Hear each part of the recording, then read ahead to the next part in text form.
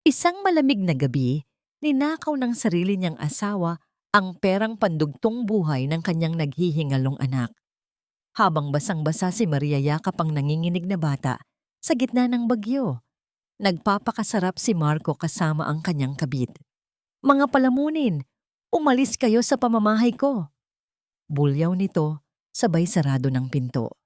Ngunit hindi nila alam, ang pagtataboy na ito ang gigising sa yaman at dugong. Matagal nang nakabaon.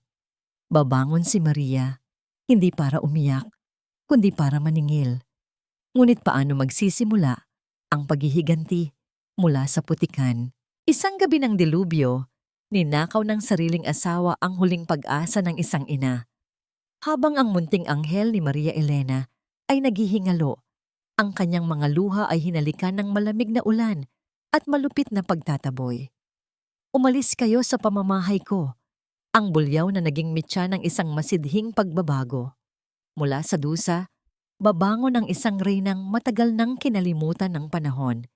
Ngunit bago ang tagumpay, dadaan muna siya sa apoy ng pagtataksil. Sino ang mananalo sa labanang ang tanging sandata ay isang wasak na puso? "Sus, ang swerte talaga ng babaeng yan. Pinulot lang ng aking anak sa kalsada, 6 na taon, na ang nakalilipas. Ngayon ay nag-iilusyong reyna na sa loob ng bahay ko." Ang boses ni Liza ay pumailan lang sa hangin, puno ng paghamak at talim, habang kausap ang kanyang mga kaibigan sa kabilang linya ng telepono. Isang amoy sibuyas na palamunin na wala namang ibang alam gawin kundi ang magpakamartir, habang ang anak niyang sakitin ay tila butas na timba kung ubusin ang aming pinaghirapang pera. Sa kabilang dako ng maruming kusina, napatigil si Maria Elena sa paghagod ng mainit na plansa sa mamahaling polo ni Marco.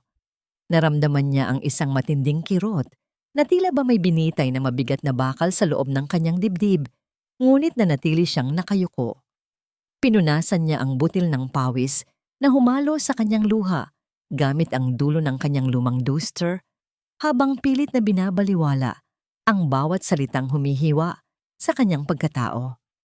Iniisip niya ang kanyang anak na si Micaela, na kasalukuyang nakahiga sa maliit na silid-imbakan, naghahabol ng hininga sa gitna ng malamig na gabi. Dali-daling tinapos ni Maria ang kanyang ginagawa sa pag-asang matutuwa ang asawa sa kanyang pagsisikap.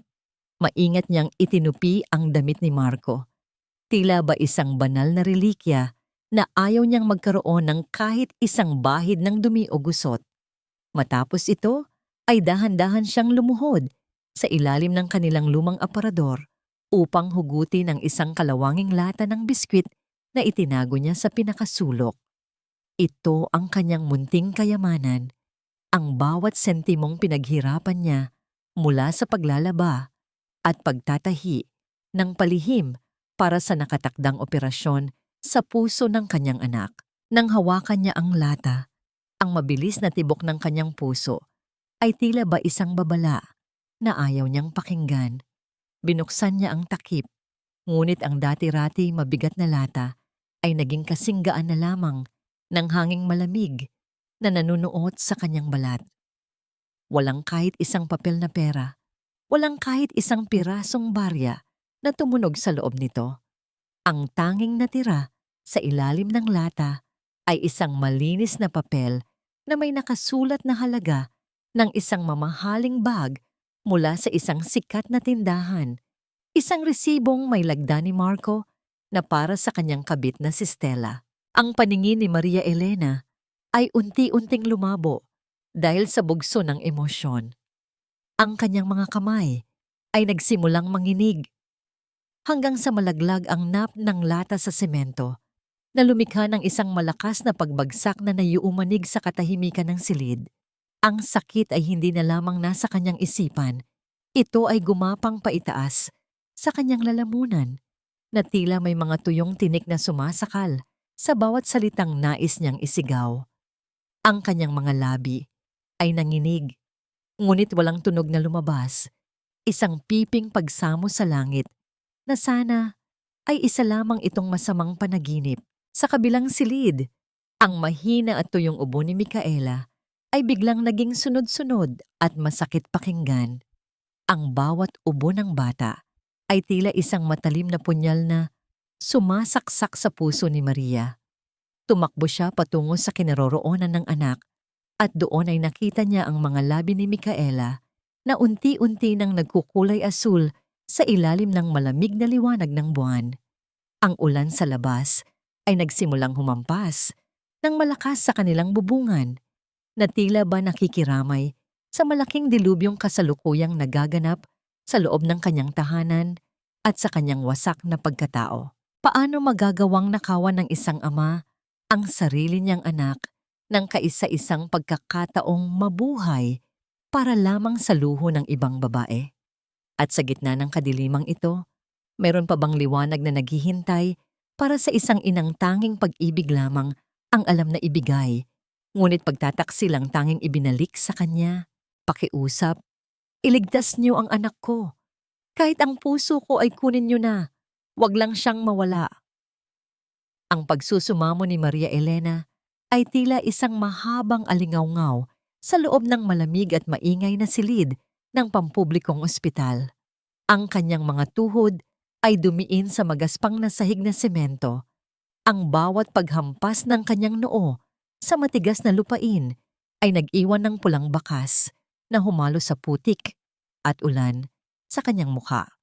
Sa loob ng silid gamutan, ang mga doktor ay nagkakagulo sa paligid ni Micaela na ang bawat paghinga ay tila isang kandilang unti-unting nauubos ang mitya sa gitna ng malakas na hangin. Isang doktor ang lumapit sa kanya na may mukhang puno ng pag-aalala at pagmamadali. Misis, kailangan ng bata ng pagsasali ng dugo sa lalong madaling panahon. Ngunit ang kanyang pangkat ng dugo ay ORSOH negative, isang napakabihirang uri na wala sa aming kasalukuyang imbakan. Kung hindi tayo makakahanap ng donor sa loob ng susunod na 1 oras, baka hindi na kayanin ng kanyang puso. Ang bawat salita ng doktor ay tila isang mabigat na hatol ng kamatayan na nagpabagsak sa balikat ni Maria. Ang kanyang paningin ay nagdilim at ang paligid ay tila umiikot habang ang kawalang pag-asa ay unti-unting sumasakal sa kanyang buong pagkatao. Sa kabilang bahagi ng gusali, naglalakad ng mabilis si Diego Montemayor kasama ang kanyang mga tauhan. Ang bawat hakbang ng kanyang mamahaling sapatos ay lumilikha ng marangal na tunog sa pasilyo, isang kaibahan sa kaguluhan ng paligid.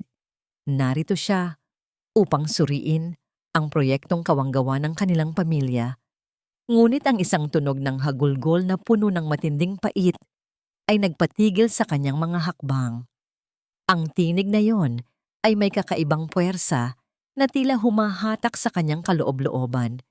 Isang pamilyar na hapdi na matagal na niyang ibinaon sa kanyang alaala. Nang lumingon si Diego, nakita niya ang isang babaeng nakaluhod.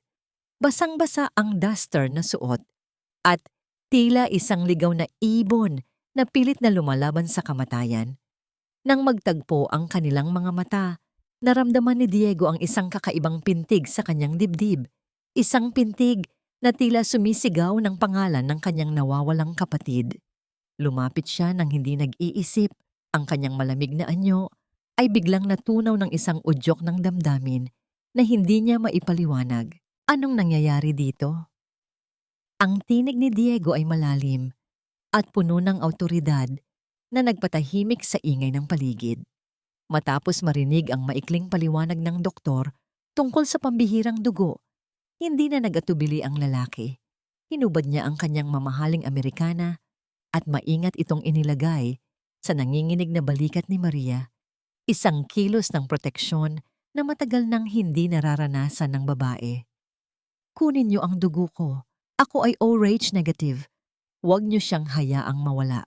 Habang ang pulang likido ay dumadaloy mula sa braso ni Diego patungo sa aparatos ng pagsasalin, nakatitig lamang si Maria sa lalaking ito na tila isang anghel na ipinadala ng langit. Ang pagod at puyat ay tuluyan ng dumaig sa kanyang katawan. Bago tuluyang pumikit ang kanyang mga mata, naramdaman niya ang isang mainit at malaking palad na humawak sa kanyang kamay. Isang haplos na tila nagsasabing ligtas na siya. Ang huling nakita ni Maria ay ang mukha ng estranghero na may bahid ng luha sa mga mata habang nakatingin sa bata. Sa loob ng laboratorio, ang katahimikan ay nabasag nang lumabas ang isang espesyalista. Dala ang isang dokumentong naglalaman ng katotohanang nakatago sa loob ng 6 na taon. Ang dugo ni Diego at ang dugo ng bata ay hindi lamang nagtugma para sa pagsasalin. Ito ay naglantad ng isang lihim na nakasulat sa kanilang mga DNA. Lumapit ang doktor kay Diego na may panginginig sa boses. Sir Montemayor, hindi lamang ito basta pagtutugma ng dugo para sa operasyon. Ang batang ito ay may napakataas na probabilidad na kabilang sa inyong direktang linya ng pamilya. Siya ay inyong kadugo. Napahigpit ang hawak ni Diego sa gilid ng higaan. Ang kanyang mga mata ay nanlaki habang pinagmamasdan ng bata na may maliit na vetbot hinchangquit sa likod ng balikat. Isang marka na tanging ang mga babae lamang sa angkan ng Montemayor ang nagtataglay. Ang galit at pananabik ay naghalo sa kanyang dibdib. Habang ang ulan sa labas ay unti-unting humuhupa, isang panibagong bagyo ng paghihiganti ang nagsimulang mabuo sa isipan ni Diego para sa mga taong naging dahilan ng paghihirap ng kanyang kapatid. Sino ang naglakas loob na saktan ng hiyas ng pamilya Montemayor at hayaan siyang mamuhay sa ganitong karumaldumal na kalagayan? At paano tatanggapin ni Maria Elena ang katotohanang siya ay hindi isang hamak na palamunin, kundi isang prinsesang may sandigan ng kapangyarihan at yaman na kayang yanigin ang buong mundo? Ang ulan sa labas ay tila walang balak huminto. Ang bawat patak nito sa bubungan ay nagpapaalala kay Maria Elena ng bawat segundong nawawala sa buhay ng kanyang anak. Yakap-yakap ang nanginginig at hirap na hirap humingang si Micaela. Dinala niya ang bata sa sala kung saan abala si Marco sa pag-aayos ng kanyang mamahaling kurbata sa harap ng malaking salamin. Ang amoy ng mamahaling pabango ng asawa ay humalo sa amoy ng gamot at ulan, isang kaibahan na tila sumasampal sa kahirapan ni Maria. Marco, pakiusap, dali natin si Mika sa ospital. Kailangan niya ng oxygen, kailangan niya ng doktor. Ang boses ni Maria ay gumaralgal. Ang kanyang mga luha ay muling umagos habang nakaluhod sa harap ng asawa. Yung pera sa lata. Marco, alam kong kinuha mo yon. Pera yon para sa operasyon ng anak mo. Pakiusap, ibalik mo. Kahit kalahati lang para sa emergency ngayon. Lumingon si Marco nang may pandidiri sa kanyang mga mata. Tila ba ang asawang nakaluhod sa kanyang harapan ay isang maduming basahan. Pera ko yon, Maria. Ako ang nagtatrabaho sa bahay na ito. Kaya karapatan kong gastusin ang pera sa kung anong gusto ko. At tingnan mo nga ang sarili mo. Amoy sibuyas at pawis ka na naman. Kaya hindi mo ako masisisi kung mas gusto kong makasama ang babaeng marunong magpahalaga sa sarili. Ang bawat salita ni Marco ay tila ba isang malamig na tubig na ibinuhos sa nag-aapoy na puso ni Maria. Isang pag-amin ng pagtataksil na walang halong pagsisisi. Bago pa man makasagot si Maria, lumabas si Liza mula sa kanyang silid. Ang kanyang mukha ay puno ng pekeng galit at pagkamuhi. Ang kapal din naman ng mukha mong humingi ng pera pagkatapos mong pagnakawan ng biyenan mo. Isang mabilis at masakit na pagtama ng palad sa pisngi ni Maria ang nagpabaling sa kanyang mukha. Nawawala ang aking gintong singsing sa banyo at sigurado akong ikaw ang kumuha niyon para pagtakpan ang kunwari ay nawawala mong pera. Ang paratang ni Liza ay tila isang malaking pader na gumuho sa ibabaw ni Maria. Wala siyang lakas na lumaban dahil ang tanging mahalaga sa kanya ay ang batang halos hindi na humihinga sa kanyang mga bisig. Ngunit ang kalupitan ng mag-ina ay wala pang hangganan. Hinawakan ni Marco ang braso ni Maria at pilit siyang itinayo, habang si Liza naman ay binuksan ang malaking pintong kahoy ng kanilang tahanan. Lumayas kayo sa bahay ko. Hindi ako magpapatira ng magnanakaw at palamunin. Ang sigaw ni Liza ay sumabay sa dagundong ng kulog sa labas. Kinaladkad ni Marco ang kanyang asawa at anak patungo sa beranda, bago sila tuluyang itinulak palabas sa gitna ng malakas na ulan. Sa gilid ng pinto, nakita ni Maria si Manang Cora, ang matandang katulong na tanging nagpakita sa kanya ng kabutihan. Nanginginig ang mga kamay nito habang palihim na iniabot ang isang lumang payong na may mga gupit at sira na. Ngunit bago pa man ito mahawakan ni Maria, hinablot ito ni Liza at itinapon sa malayo. Huwag kang makialam dito, Cora. Hayaan mong matikman ng babaeng iyan ang hirap na nararapat sa kanya. Ang pag-ugong ng pagsasara ng mabigat na pintong kahoy ay nagtapos sa lahat ng ugnayan ni Maria sa pamilyang Ramos. Napaupo si Maria sa basang semento ng kalsada, yakap-yakap ang anak na tila isang huling hiyas na ayaw niyang mabitawan. Ang lamig ng ulan ay nanunuot sa kanyang buto, ngunit mas matindi ang lamig na nararamdaman niya sa kanyang puso dahil sa kalupitan ng mga taong itinuring niyang pamilya. Mika, anak, huwag kang bibitiw. Lalaban tayo. Ang bulong ni Maria ay halos malunod sa tunog ng malakas na ulan.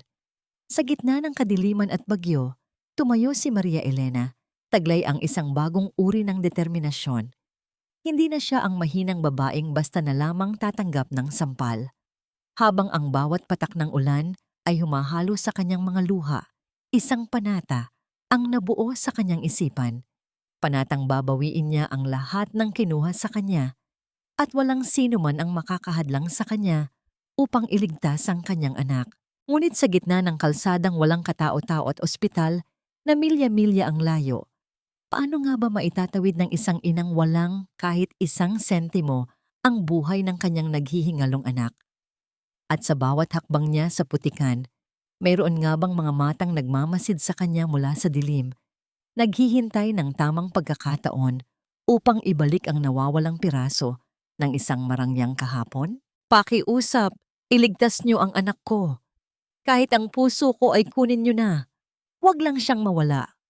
Ang pagsusumamo ni Maria Elena ay tila isang mahabang alingawngaw sa loob ng malamig at maingay na silid ng pampublikong ospital. Ang kanyang mga tuhod ay dumiin sa magaspang na sahig na semento. Ang bawat pagtama ng kanyang noo sa matigas na lupain ay nag-iwan ng pulang bakas na humalo sa putik at ulan sa kanyang mukha. Sa loob ng silid gamutan, ang mga doktor ay nagkakagulo sa paligid ni Micaela na ang bawat paghinga ay tila isang kandilang unti-unting nauubos ang mitya sa gitna ng malakas na hangin. Isang doktor ang lumapit sa kanya na may mukhang puno ng pag-aalala at pagmamadali. Mrs. Sisis, kailangan ng bata ng pagsasali ng dugo sa lalong madaling panahon. Ngunit ang kanyang pangkat ng dugo ay ORH negative, isang napakabihirang uri na wala sa aming kasalukuyang imbakan. Kung hindi tayo makakahanap ng donor sa loob ng susunod na isang oras, baka hindi na kayanin ng kanyang puso.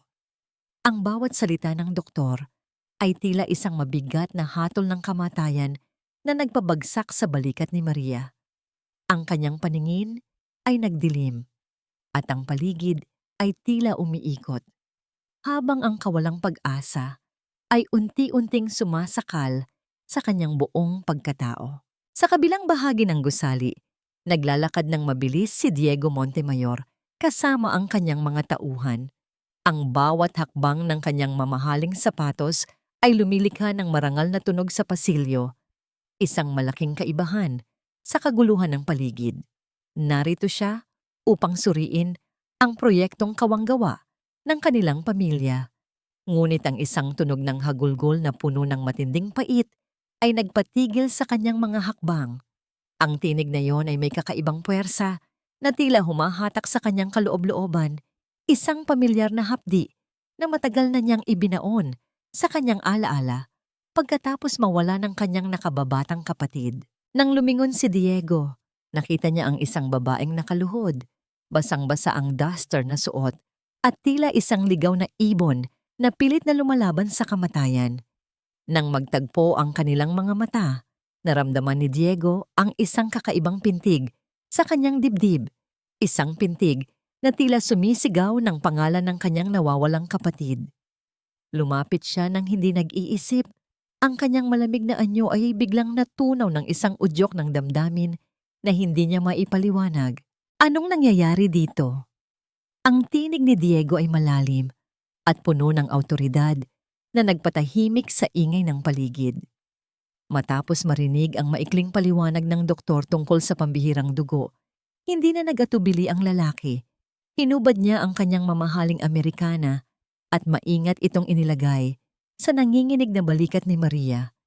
Isang kilos ng proteksyon na matagal nang hindi nararanasan ng babae. Kunin niyo ang dugo ko.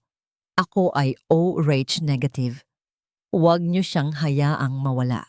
Habang ang pulang likido ay dumadaloy mula sa braso ni Diego patungo sa aparatos ng pagsasalin, nakatitig lamang si Maria sa lalaking ito na tila isang anghel na ipinadala ng langit. Ang pagod at puyat ay tuluyan nang dumaig sa kanyang katawan. Bago tuluyang pumikit ang kanyang mga mata, naramdaman niya ang isang mainit at malaking palad na humawak sa kanyang kamay. Isang haplos na tila nagsasabing ligtas na siya. Ang huling nakita ni Maria ay ang mukha ng estranghero na may bahid ng luha sa mga mata habang nakatingin sa bata. Sa loob ng laboratorio, ang katahimikan ay nabasag nang lumabas ang isang espesyalista, dala ang isang dokumentong naglalaman ng katotohanang nakatago sa loob ng maraming taon. Ang dugo ni Diego at ang dugo ng bata ay hindi lamang nagtugma para sa pagsasalin. Ito ay naglantad ng isang lihim na nakasulat sa kanilang mga DNA. Lumapit ang doktor kay Diego na may panginginig sa boses. Sir Montemayor, hindi lamang ito basta pagtutugma ng dugo para sa operasyon. Ang batang ito ay may napakataas na probabilidad na kabilang sa inyong direktang linya ng pamilya. Siya ay inyong kadugo. Napahigpit ang hawak ni Diego sa gilid ng higaan. Ang kanyang mga mata ay nanlaki. Habang pinagmamasdan ang bata na may maliit na marka ng trangkwit sa likod ng balikat, isang tanda na tanging ang mga babae lamang sa angkan ng Montemayor ang nagtataglay. Ang galit at pananabik ay naghalo sa kanyang dibdib. Habang ang ulan sa labas ay unti-unting humuhupa, isang panibagong bagyo ng paghihiganti ang nagsimulang mabuo sa isipan ni Diego para sa mga taong naging dahilan ng paghihirap ng kanyang kapatid. Sino ang naglakas loob na saktan ng hiyas ng pamilya Montemayor at hayaan siyang mamuhay sa ganitong karumaldumal na kalagayan? At paano tatanggapin ni Maria Elena ang katotohanang siya ay hindi isang hamak na palamunin, kundi isang prinsesang may sandigan ng kapangyarihan at yaman na kayang yanigin ang buong mundo? Pagmulat ng kanyang mga mata, ang unang bumati kay Maria Elena ay ang banayad na amoy ng lavender at ang sariwang halimuyak ng malinis na lino. Ang sikat ng araw ay marahang dumadaloy sa malalaking bintana na may kurtinang gawa sa mamahaling sutla, tila isang gintong kumot na bumabalot sa bawat sulok ng marangyang silid. Sa loob ng ilang sandali, nanatili siyang nakatitig sa kisame na may mga detalyadong ukit. Inisip niya na marahil ay pumanaw na siya sa gitna ng bagyo at ang lahat ng ito ay isang magandang panaginip lamang sa kabilang buhay. Ngunit ang marahang pagbukas ng malaking pintong kahoy ay nagpabalik sa kanya sa realidad. Pumasok ang dalawang lalaking may matikas na tindig. Ang kanilang mga mukha ay nagtataglay ng mga katangiang tila na kaukit din sa sarili niyang anyo. Ang isa ay si Diego, ang lalaking nagligtas sa kanila sa ospital, at ang isa naman ay si Rafael, na ang mga mata ay kasalukuyan ng namumula at puno ng nagbabadyang luha. Nahanap din kita, bunso. 6 na taon kaming hindi nakatulog ng maayos dahil sa pag-aalala sa'yo. Ang tinig ni Rafael ay gumaralgal, at bago pa man makasagot si Maria, ang lalaki ay lumuhod na sa gilid ng kanyang higaan at maingat na kinuha ang kanyang kamay. Ang paghawak na yon ay hindi mahigpit at hindi nakakasakit. Isang malaking kaibahan sa malulupit na kamay ni Marco na madalas siyang kaladkarin. Naramdaman ni Maria Elena ang isang matinding panginginig sa kanyang buong katawan. Napaatras ang kanyang balikat at automatikong napapikit ang kanyang mga mata. Isang reflex ng isang taong sanay na saktan at hiyain. Nang maramdaman ni Diego ang takot na ito sa kanyang kapatid, ang kanyang puso ay tila pinipiga ng isang hindi nakikitang kamay. Dahan-dahan siyang lumapit, bitbit ang isang mangkok ng maligamgam na tubig at isang malambot na bimpo. Wala nang mananakit sa iyo, Maria. Nandito na ang mga kuya mo. Hindi ka na muling luluha dahil sa gutom o dahil sa takot. Ang boses ni Diego ay mababa at puno ng kasiguraduhan. Sa halip na tumayo ng mataas, lumuhod din siya sa sahig. Isang kilos ng pagpapakumbaba na hindi kailanman gagawin ng sinumang miyembro ng pamilya Ramos. Maingat niyang pinunasan ang mga tuyong putik at sugat sa gotcha ni Maria. Ang bawat haplos ng bimpo ay tila isang gamot na humihilom hindi lamang sa balat, kundi maging sa kaluluwa ng babae. Sa may pintuan, nakatayo si Attorney Lucas, ang abogado ng pamilya Montemayor. Ang kanyang mga mata ay nakapako kay Maria Elena. May bahid ng paghanga sa katatagan ng babaeng ito at matinding awa sa pinagdaanan nito. Hindi siya pumasok upang bigyan sila ng sapat na espasyo, ngunit ang kanyang presensya ay tila isang tahimik na bantay na handang ibigay ang lahat para sa katarungang nararapat kay Maria. Dito na tuluyang bumigay ang matibay na pader na itinayo ni Maria Elena sa loob ng 6 na taon. Ang kanyang paghikbi ay nagsimula bilang isang mahinang tunog sa kanyang lalamunan hanggang sa naging isang malakas at masakit na iyak ng isang taong sa wakas ay naramdamang ligtas na siya. Ibinuhos niya ang lahat ng sakit, ang lahat ng pang-aalipusta ni Liza, at ang lahat ng pagtataksil ni Marco sa mga bisig ng kanyang mga kapatid. Ang bawat patak ng kanyang luha ay tinatanggap ng balikat ni Diego, habang ang kamay ni Rafael ay marahang humahaplos sa kanyang buhok. Mika, ang anak ko, nasaan siya? Ang tanong ni Maria ay puno ng pag-aalala habang pilit na bumabangon. Ligtas ang bata, Maria. Kasalukuyan siyang nagpapahinga sa kabilang silid kasama ang pinakamagagaling na nurse. Matagumpay ang pagsasali ng dugo. Ang sagot ni Rafael ay nagbigay ng isang matinding kaginhawaan sa dibdib ni Maria. Sa unang pagkakataon, pagkatapos ng mahabang panahon, naramdaman niya ang tunay na kahulugan ng salitang tahanan. Ngunit sa gitna ng katahimikang ito, ang lumang cellphone ni Maria na nasa ibabaw ng maliit na mesa ay naglabas ng liwanag dahil sa isang papasok na mensahe. Kinuha ito ni Diego at ang kanyang mukha ay biglang nagdilim habang binabasa ang mga salitang mula kay Marco. Huwag na huwag mong susubukang bumalik dito, Maria. Ibinenta ko na ang lahat ng gamit mo at ng anak mo sa mga naglalako ng basura. Wala na kayong lugar sa buhay ko. Ang paghigpit ng hawak ni Diego sa cellphone ay sapat na upang ipakita ang naglalagablab na galit sa kanyang kaloob-looban. Tumingin siya kay Maria Elena, na ang mga mata ay puno pa rin ng luha, ngunit mayroon ng bakas ng pag-asa. Maria, gusto mo bang bawiin ang lahat ng nawala sa'yo? Gusto mo bang makita kung paano luluhod ang mga taong nagtapon sa inyo sa gitna ng bagyo? Ang tanong ni Diego ay naiwan sa hangin, tila isang hamon na naghihintay ng kasagutan. Habang si Maria Elena ay nakatingin sa kanyang mga kamay na malinis na at wala nang bakas ng uling mula sa kusina, isang panibagong katauhan ang unti-unting nabubuo sa kanyang puso. Paano nga ba magbabago ang isang api at aliping asawa tungo sa pagiging isang reynang may kapangyarihang magpabagsak ng isang imperyo? At handa na nga ba ang pamilya Ramos sa bagsik ng isang Montemayor na matagal nilang nilaro at binaliwala? 6 na taon ang nakalilipas Nagising si Maria Elena sa isang puting silid na amoy gamot at kawalan ng pag-asa. Wala siyang maalala, kundi ang malamig na tubig at ang takot na tila isang aninong laging nakasunod sa kanya. Sa tabi ng kanyang higaan noon, nakita niya ang mukha ni Marco Ramos, isang lalaking nagpakilala bilang kanyang tagapagligtas. Sinabi nito na siya ay isang hamak na ulila, walang pamilyang naghahanap sa kanya at utang niya rito ang kanyang buhay.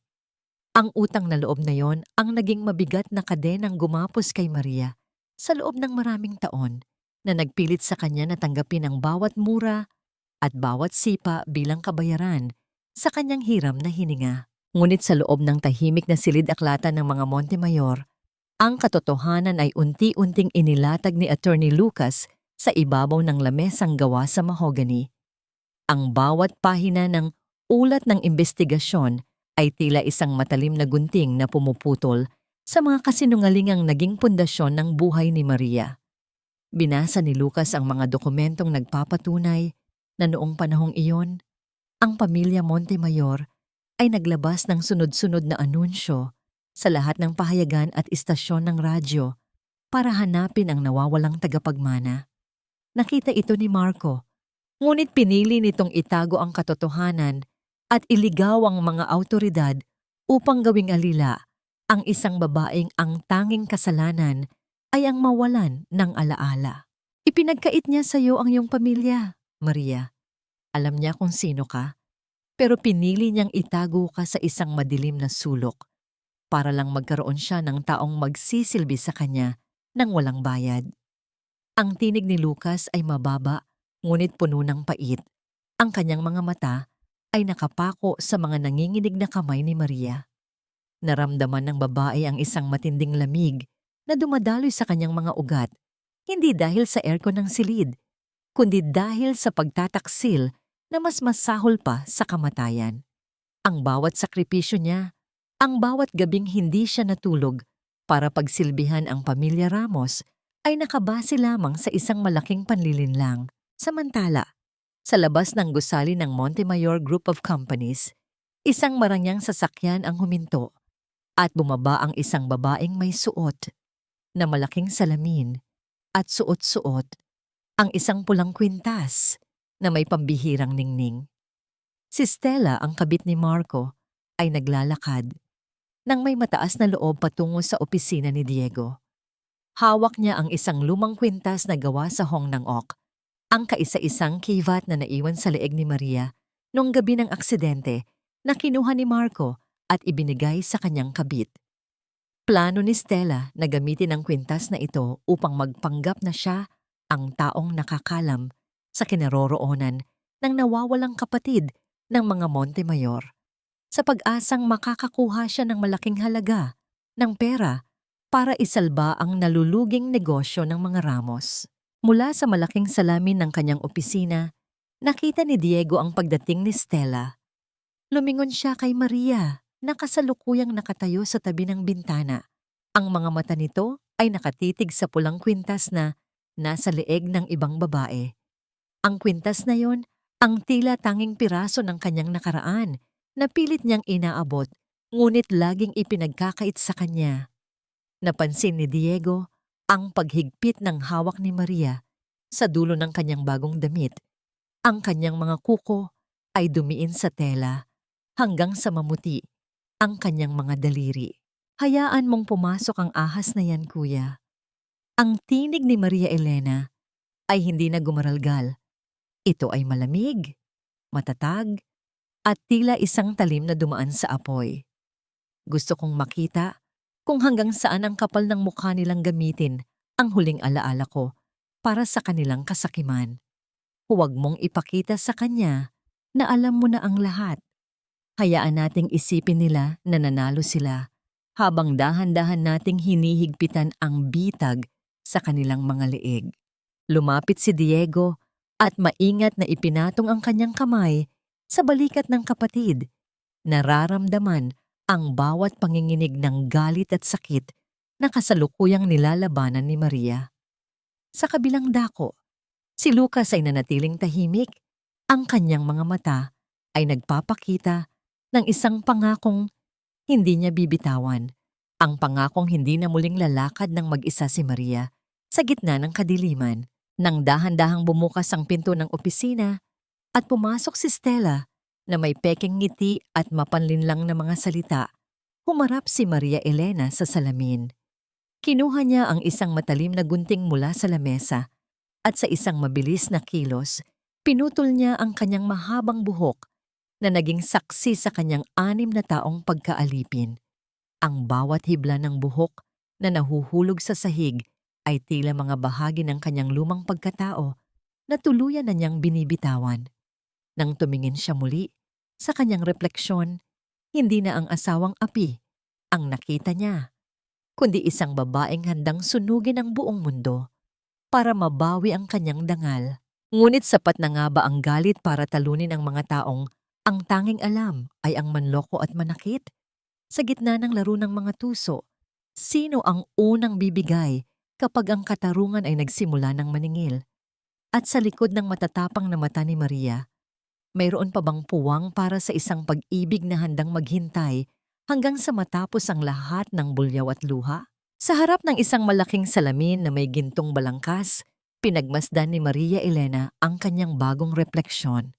Ang kanyang mahabang buhok na dati ay simbolo ng kanyang pagiging alipin sa pamilya, Ramos, ay wala na. Pinalitan ng isang maikli at modernong gupit na nagbigay ng higit na linaw sa kanyang matatapang na mata at matutulis na panga.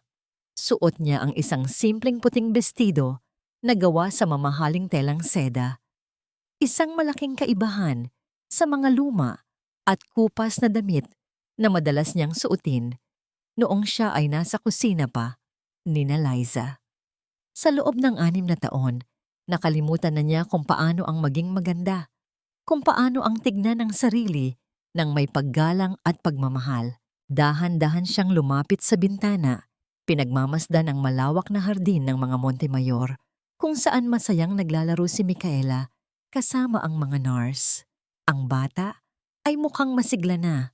Ang kulay sa kanyang mga pisngi ay unti-unti nang bumabalik at ang kanyang mga tawa ay tila isang himig na nagpapagaan sa mabigat na kalooban ni Maria. Ngunit sa likod ng bawat ngiti ni Maria, naroon pa rin ang anino ng nakaraan, ang boses ni Marco na tinatawag siyang walang silbi, at ang mga tawa ni Stella habang suot ang kanyang kwintas. Ang mga alaalang ito ay hindi na nagdudulot ng luha, kundi isang malamig na determinasyon na nananalaytay sa kanyang mga ugat.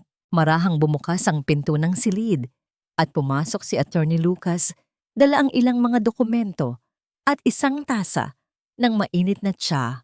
Ang kanyang mga hakbang sa ibabaw ng makapal na alpombra ay hindi naglikha ng anumang ingay, ngunit ang kanyang presensya ay sapat na upang maramdaman ni Maria ang isang kakaibang init at kaligtasan. Lumapit si Lucas at dahan-dahang inilapag ang tsa sa maliit na mesa sa tabi ni Maria. Napansin niya ang bahagyang panginginig ng mga kamay ng babae habang nakatitig sa labas. "You're doing great, Maria. Ang iyong mga kapatid ay bilib na bilib sa bilis ng iyong pagbangon." Ang boses ni Lucas ay banayad. May kasamang himig ng paghanga na hindi niya maitago. "Pero huwag mong kalimutan na tao ka rin. Hindi mo kailangang maging bakal sa bawat segundo ng araw. If you need to breathe, I'm here to listen." Tumingin si Maria kay Lucas at sa loob ng isang sandali, nagtagpo ang kanilang mga mata sa isang paraang tila may mga salitang hindi na kailangan pang bigkasin. Naramdaman ni Maria ang isang munting kislap sa kanyang dibdib. Isang damdaming matagal na niyang kinalimutan sa ilalim ng pagmamalupit ni Marco. Hindi ito ang uri ng pag-ibig na nakakasakal, kundi isang uri ng suporta na nagbibigay sa kanya ng lakas upang muling magtiwala sa kanyang sarili. "Salamat, Lucas. Ang totoo niyan, natatakot lang ako na baka sa gitna ng paghihiganti ko, makalimutan ko kung sino talaga ako." Ang bulong ni Maria ay tila isang pag-amin ng kanyang pinakamalalim na takot. "Baka maging katulad din ako ni Liza at Marco. Puno ng galit at kasakiman, inabot ni Lucas ang kamay ni Maria at maingat na pinisil ang kanyang mga daliri. Isang haplos na puno ng respeto at katapatan. Ang mga taong katulad ni na Marco ay sumisira dahil sa kanilang kahinaan. Ikaw, bumabangon ka dahil sa iyong pagmamahal sa iyong anak at sa iyong sarili. Iyon ang malaking pagkakaiba, Maria. And besides, hindi kita hahayaang maligaw ng landas. Pangako yan. Samantala, sa kabilang panig ng lungsod, ang bahay ng mga Ramos ay balot ng tensyon. Ang kumpanya nila ay kasalukuyan ng nahaharap sa sunod-sunod na mga problemang pinansyal. At ang huling pag-asa nila ay ang pangakong pamumuhunan mula sa mga Montemayor. Isang pamumuhunang hindi nila alam na isang malaking bitag. Si Liza ay abala sa pagsasagawa ng mga plano para sa isang malaking pagdiriwang. Naniniwalang sila ay malapit na muling maging pinakamakapangyarihang pamilya, habang si Marco naman ay mas lalong naging kampante sa piling ni Stella. Lingid sa kanilang kaalaman na ang bawat hakbang nila ay kasalukuyan ng pinapanood ng mga matang puno ng paghihiganti. Habang lumulubog ang araw at nag-iiwan ng mga kulay ube at ginto sa langit, humarap muli si Maria Elena sa dokumentong inihanda ni Lucas, ang listahan ng lahat ng mga ari-arian na ninakaw sa kanya. Kinuha niya ang panulat at sa isang mabilis na kilos, pinirmahan niya ang dokumentong magsisimula ng pagbagsak ng imperyo ng mga Ramos. Ang kanyang mga mata ay nagningning sa ilalim ng ilaw ng silid, hindi dahil sa galit, kundi dahil sa pag-asang sa dulo ng lahat ng ito. Sa wakas, ay makakamit na niya ang kapayapaang ipinagkait sa kanya ng 6 na taon. Ngunit sa likod ng bawat matagumpay na plano, mayroon laging isang lihim na hindi inaasahan. Ano nga ba ang gagawin ni Maria kapag natuklasan niya ang isang katotohanan tungkol sa kanyang aksidente, 6 na taon, na ang nakalilipas na magsasangkot sa isang taong malapit sa kanya? At hanggang kailan mapapanatili ni Lucas ang kanyang pangako sa gitna ng mga naglalakihang alon ng katotohanang handang lumamon sa kanilang dalawa? Ang bawat umaga sa mansyon ng mga Montemayor ay tila isang dahan-dahang pagbukas ng isang bagong kabanata na puno ng liwanag, ngunit para kay Maria Elena, ang bawat sinag ng araw ay nagdadala rin ng mga alaala ng malamig na kusina at ang masakit na salita ng kanyang nakaraan. Habang pinapanood niya ang sariling refleksyon sa salamin, suot ang isang elegante at hapit na itim na bestido, hindi niya maiwasang haplusin ang kanyang leeg na dati ay walang kahit anong palamuti. Ngunit ngayon ay pinapaganda ng isang simpleng perlas. Ang perlas na ito ay tila simbolo ng kanyang sariling buhay, isang butil ng buhangin na dumaan sa matinding hirap at sakit sa loob ng madilim na talaba bago naging isang hiyas na may angking ningning. Sa ibaba, sa malawak na hapagkainan, naghihintay ang kanyang mga kuya na sina Diego at Rafael. Ang bawat pagkilos ni na Maria ay binabantayan ng kanilang mga mata na puno ng pag-aalaga, na tila ba natatakot silang sa isang kisap mata ay muling mawala ang kanilang kapatid. Ngunit ang tahimik na agahan ay nabasag nang pumasok si Attorney Lucas, dala ang isang pulang folder na naglalaman ng mga bagong balita mula sa kampo ng mga Ramos. Ang kanyang mukha ay seryoso, ngunit nang magtama ang kanilang paningin ni Maria, isang banayad na ngiti ang sumilay sa kanyang mga labi. Isang ngiting tila nagsasabing handa siyang maging kalasag ni Maria sa anumang bagyong darating. Ang pamilya Ramos ay kasalukuyan ng naghahanda para sa isang engrandeng charity gala sa susunod na linggo. Ang ulat ni Lucas habang inilalapag ang folder sa lamesa. Gagamitin nila ang pagkakataong ito para formal na ipakilala si Stella bilang kanilang bagong katuwang sa negosyo. At ang mas masahol pa, ipagmamalaki nila ang kanilang ugnayan sa mga Montemayor sa harap ng mga mamamahayag. Akala nila ay hawak na nila ang kontrata ng pamumuhunan na ipinangako ni Diego. Naramdaman ni Maria Elena ang isang matinding pait sa kanyang lalamunan. Ang imahe ni Liza na nagpapanggap na isang mapagbigay na pilantropo sa harap ng maraming tao habang ninanakawan ang sariling manugang ay nagpapakulo ng kanyang dugo. Gusto nilang maging bida sa sarili nilang palabas. Ang mahinang bulong ni Maria, ang kanyang mga daliri ay humigpit sa hawakan ng kanyang tasa ng kape hanggang sa mamuti ang kanyang mga kuko. Hayaan natin silang magdiwang. Hayaan natin silang maniwala na ang langit ay abot kamay na nila bago natin ipakita sa kanila ang matinding lagablab ng katotohanang susunog sa kanilang mga pangarap. Lumapit si Lucas kay Maria nang matapos ang pag-uusap ng magkakapatid. Napansin niya ang bahagyang panginginig ng mga balikat ng babae. Isang senyales na kahit anong tatag ang ipakita nito, ang mga sugat ng 6 na taon ay malalim pa rin at masakit. Nang hindi nag-iisip ng malalim, inilapat ni Lucas ang kanyang palad sa likod ng kamay ni Maria. Isang haplos na hindi humihingi ng anuman kundi ang maiparamdam ang kanyang presensya. Hindi mo kailangang gawin ang lahat ng mag-isa, Maria. I am more than just your lawyer.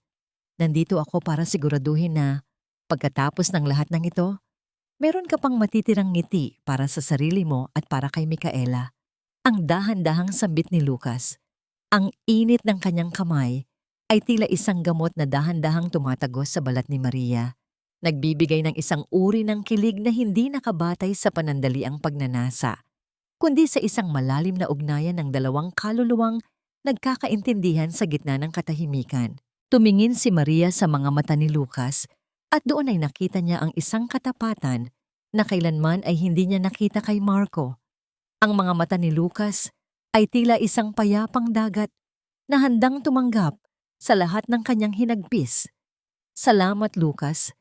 Hindi ko alam kung paano ako makakatayo ng ganito katatag kung wala ka sa tabi ko. Ngunit sa gitna ng sandaling iyon, isang tawag ang natanggap ni Diego mula sa kanyang pribadong investigador. Ang balita ay tila isang malamig na hangin na biglang pumasok sa silid. May natuklasang impormasyon tungkol sa aksidente ni Maria 6 na taon na ang nakalilipas, isang piraso ng ebidensya na nagpapatunay na ang sasakyang bumangga sa kanya ay hindi lamang basta nawalan ng kontrol. Ang sasakyang yon ay nakarehistro sa isang kumpanyang pagmamay-ari ng mga Ramos, ngunit ang mas nakakabigla ay ang pangalan ng driver na nakatala sa lumang record ng pulisya na pilit na itinago. Ang bawat detalye ng investigasyon ay tila mga tuldok na unti-unting nagkakabit-kabit upang mabuo ang isang masamang balangkas. Habang binabasa ni Maria ang mga bagong ulat, ang kanyang mundo ay tila muling yanig. Kung ang lahat ng ito ay bahagi ng isang mas malaking plano mula pa noong simula, hanggang saan ang kayang gawin ng mga Ramos para lamang makuha ang yaman ng mga Montemayor. At sa pagdating ng gabing gala, handa na nga ba si Maria Elena na harapin hindi lamang ang kanyang mga kaaway, kundi maging ang katotohanang baka ang buong buhay niya sa piling ni Marco ay isang binalak na krimen na naghihintay lamang ng katarungan? Ang mga anino ng nakaraan ay tila mga galamay na pilit humahatak kay Maria Elena pabalik sa gabing puno ng ulan, dugo, at takot. Habang nakaupo siya sa harap ng kanyang bintana, pinagmamasdan niya ang sariling mga palad na dati ay puno ng kalyo mula sa pagkayod, ngunit ngayon ay makinis na at tila hindi kailanman nakahawak ng maruming kawali. Ngunit sa likod ng kinang ng kanyang bagong buhay, ang katotohanang natuklasan tungkol sa kanyang aksidente ay tila isang bagong sugat na sadyang binubuksan ng dahan-dahan. Ang ideya na ang pamilya Ramos ay hindi lamang basta nakakita sa kanya, kundi sila ang may gawa ng kanyang pagdurusa, ay nagpabigat sa kanyang bawat paghinga. Naramdaman ni Maria ang isang marahang pagtama ng kamao sa kanyang pintuan, isang senyales na hindi siya nag-iisa sa kanyang pagdadalamhati. Pumasok si Attorney Lucas na may dalang isang baso ng gatas at ang kanyang laging seryosong anyo na may bahid ng pag-aalala. Lumapit siya kay Maria at nanatiling tahimik sa tabi nito, hinahayaan ang katahimikan na maging tulay sa kanilang dalawa. Alam ni Lucas na sa mga sandaling ito, ang mga salita ay tila mga walang saysay na tunog lamang kumpara sa bigat ng nararamdaman ng babae. Hindi ko akalain na ang lalaking pinagkatiwalaan ko ng aking buhay ay ang siya ring kumuha ng aking alaala. Ang mahinang bulong ni Maria, ang kanyang tinig, ay tila isang tuyong dahon na hinahangin. Para silang mga buwitre, Lucas. Hinintay nilang mamatay ang aking pagkatao para lang mapakinabangan ang aking bangkay. Ang kanyang mga mata ay nanatiling nakatitig sa kawalan, ngunit ang bawat patak ng luha na dumadaloy sa kanyang pisngi ay tila mga perlas ng pait na nagmamarka sa kanyang balat. Dahan-dahang inilapag ni Lucas ang baso sa mesa at hinarap si Maria. Kinuha niya ang nanginginig na kamay ng babae at maingat itong binalot ng kanyang mga palad. Ang init ng kanyang balat ay tila isang proteksyon laban sa lamig ng katotohanan. Maria, ang nakaraan ay hindi na natin mababago, ngunit ang hinaharap ay kasalukuyan mo ng isinusulat. Ang bawat luhang ibinuhos mo noon ay magiging mga bala para sa katarungang makakamit mo sa susunod na mga araw. You are a Montemayor, at ang isang Montemayor ay hindi kailanman nagpapatalo sa mga anino. Nagtagpo ang kanilang mga mata at sa gitna ng hapdi, naramdaman ni Maria ang isang munting pintig ng kilig na tila isang usbong ng rosas sa gitna ng disyerto. Ang paraan ng pagtingin ni Lucas sa kanya, puno ng respeto, paghanga at isang uri ng katapatang hindi kailanman ipinakita ni Marco, ay nagbigay sa kanya ng lakas na tumayo muli.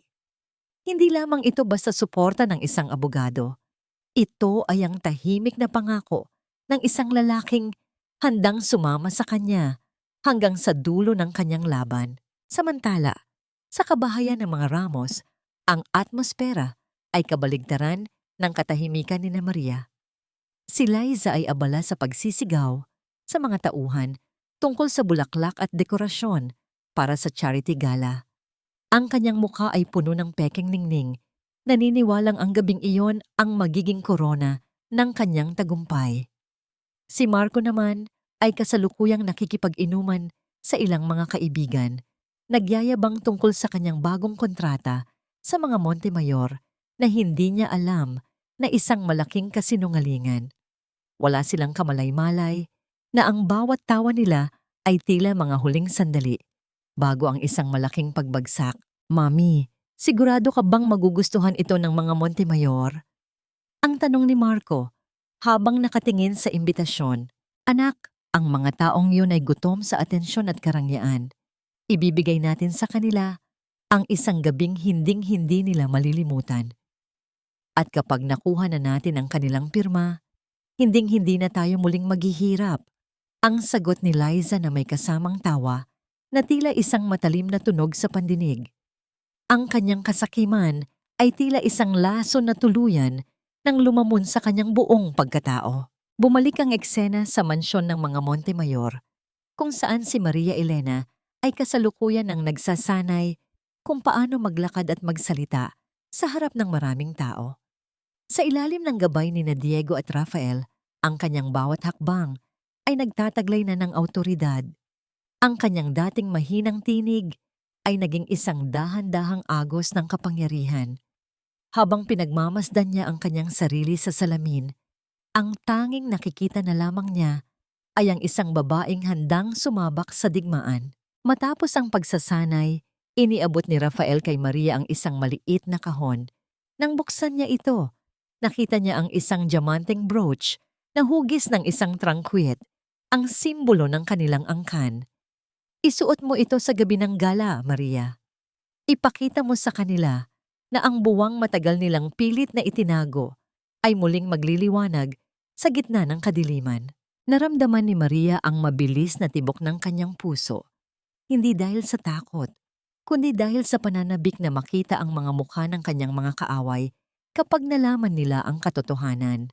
Ngunit sa kabila ng kanyang determinasyon, isang katanungan ang pilit na bumabalik sa kanyang isipan. Paano kung ang paghihiganting ito ay hindi lamang magpabagsak sa mga ramos, kundi magbukas din ng isang pintuan ng mga lihim na mas masakit pa sa kanyang pagkawala ng alaala? At hanggang kailan mananatiling matatag ang kanyang puso kapag muli niyang nakaharap ang lalaking dati niyang minahal ng higit sa kanyang sarili? Ang gabi ay balot ng isang mahiwagang katahimikan. Tila ba ang buong mundo ay naghihintay sa isang malaking pagbabago na nakatakdang maganap. Sa loob ng malawak na silid-aklatan ng mga Monte Mayor, ang tanging maririnig ay ang dahan-dahang paggalaw ng mga pahina ng dokumento at ang mahinang pag-agos ng tubig mula sa isang maliit na fountain sa hardin. Si Maria Elena ay nakaupo sa gitna ng silid. Ang kanyang anyo ay tila isang obra maestra ng katarungan at kagandahan. Hindi na siya ang babaeng nakayuko sa harap ng kalan. Siya ay isang babaeng may paninindigan na handang harapin ang anumang unos. Lumapit si Attorney Lucas sa kanya. Bitbit ang isang tumpok ng mga legal na papeles na magsisilbing mga sandata ni Maria para sa susunod na araw. Napansin ni Lucas ang malalim na pag-iisip ng babae. Ang mga daliri nito ay marahang humahaplos sa ibabaw ng lamesang kahoy.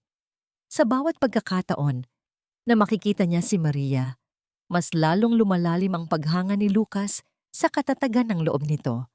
Hindi lamang ito tungkol sa legal na laban. Ito ay tungkol sa pagbawi ng isang kaluluwang matagal na ibinilanggo ng puot at panlilinlang.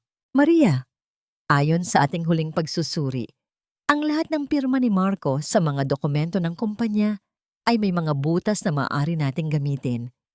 Once we reveal who you are, the entire Ramos Empire will crumble like a house of cards. Ang mahinang paliwanag ni Lucas. Ngunit nang mapansin niyang hindi nakikinig si Maria, itinigil niya ang pagsasalita at dahan-dahang lumapit sa tabi nito.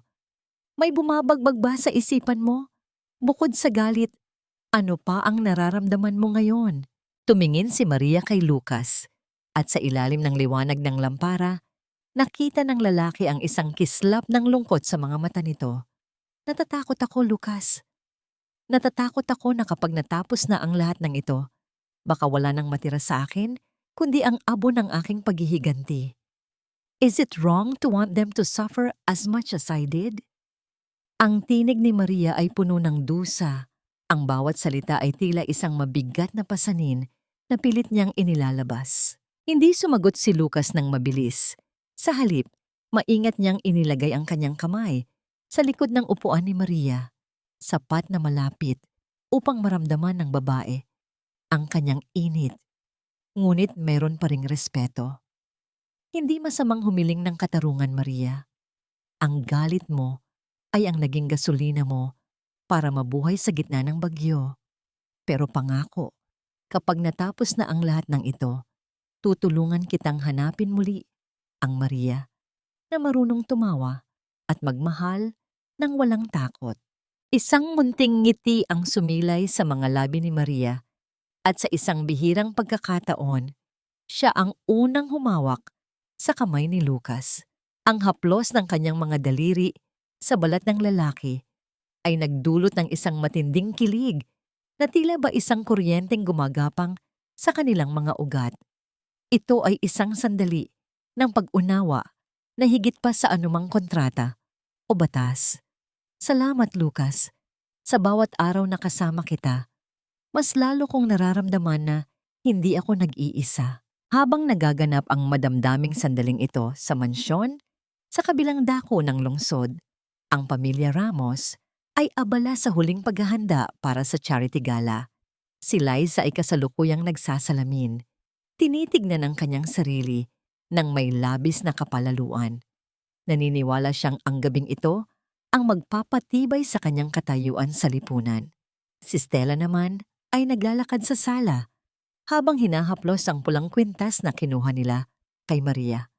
Ang kanyang bawat hakbang ay puno ng kayabangan. Mami, Sigurado ka bang magugustuhan ito ng mga Montemayor? Ang sabi nila ay napaka-istrikto ni Diego pagdating sa mga panauhin. Ang tanong ni Marco habang tinitignan ang kanyang sarili sa salamin. Hindi alintana ang mga kasalanang nagawa niya. Huwag kang mag-alala, anak. Kapag nakita nila ang donasyong ibibigay natin, hinding-hindi nila tayo matatanggihan. At si Stella, ipakikita niya ang kwintas na yon bilang patunay na tayo ang nakakalam sa sekreto ng kanilang pamilya. We are untouchable. Ang sagot ni Liza na may kasamang malakas na tawa na puno ng pagyayabang. Ang bawat salita niya ay tila isang malupit na biro ng tadhana. Sa pagdating ng madaling araw, tumayo si Maria Elena at lumapit sa bintana upang tignan ang pagsikat ng araw. Ito na ang araw ng paniningil.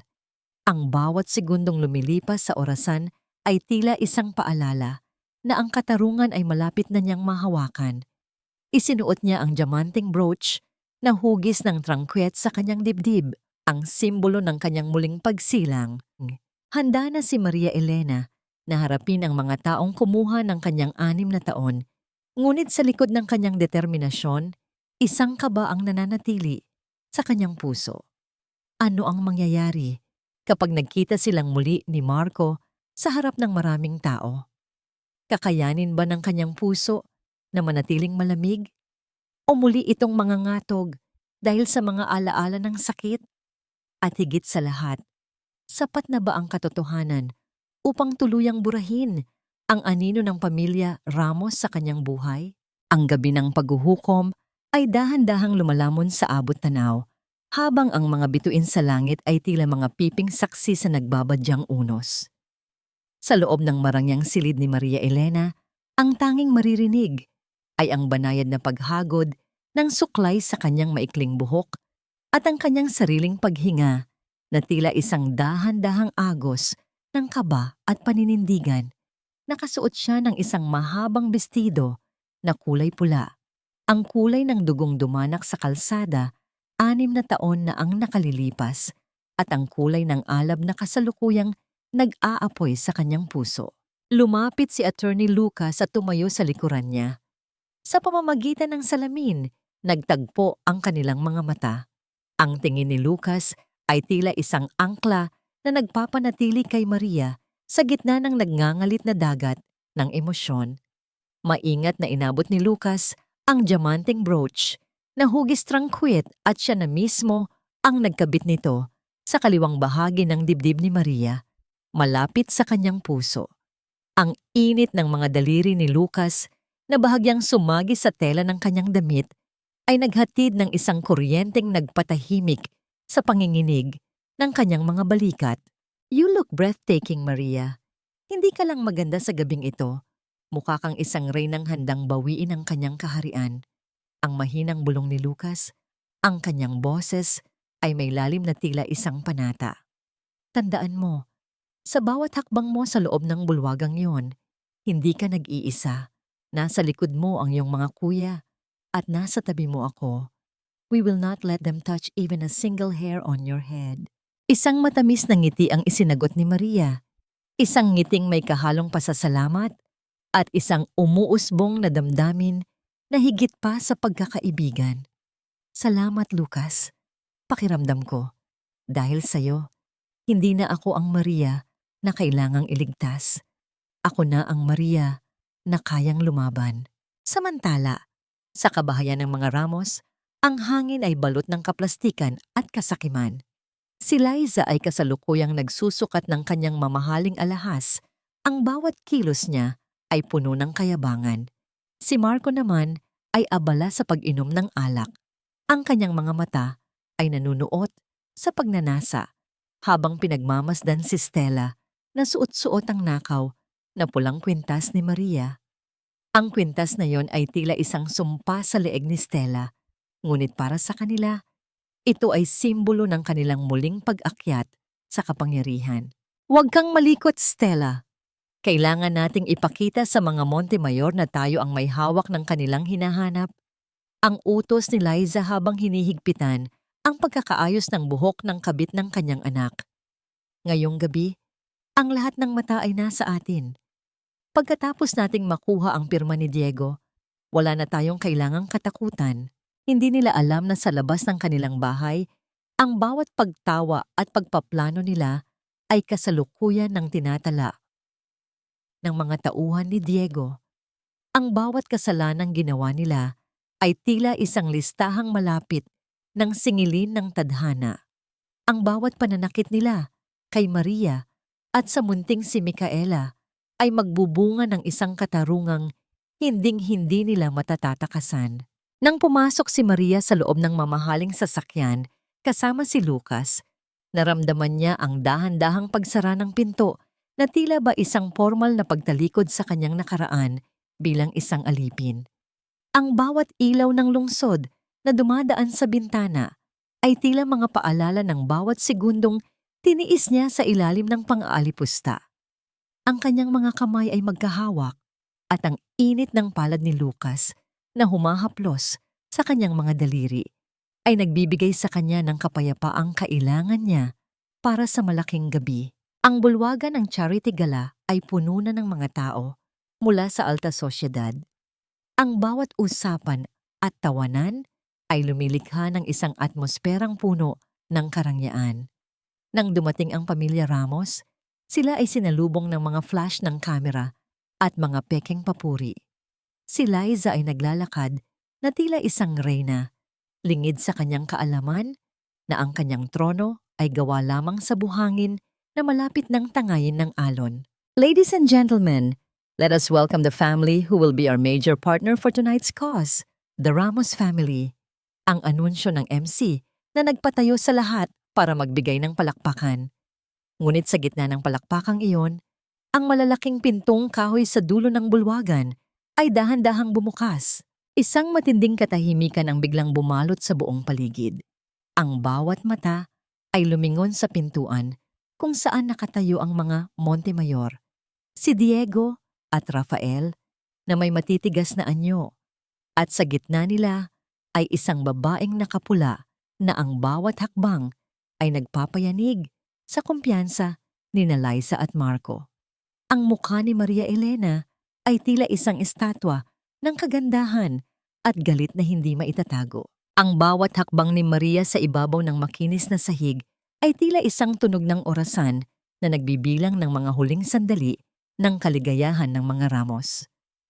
Nang magtagpo ang paningin ni Maria at Marco, ang basong hawak ng lalaki ay dahan-dahang nadulas sa kanyang kamay at nagkapira-piraso sa sahig, isang simbolo ng kanyang mundong malapit na ring mabasag.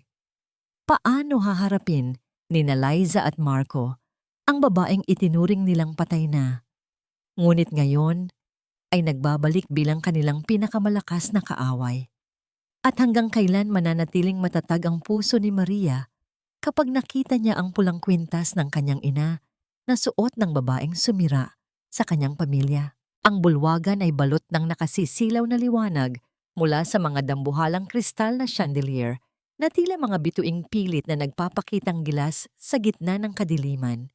Ang bawat sulok ay puno ng halimuyak ng mamahaling alak at ang amoy ng mga bulaklak na tila ba hininga ng karangyaan.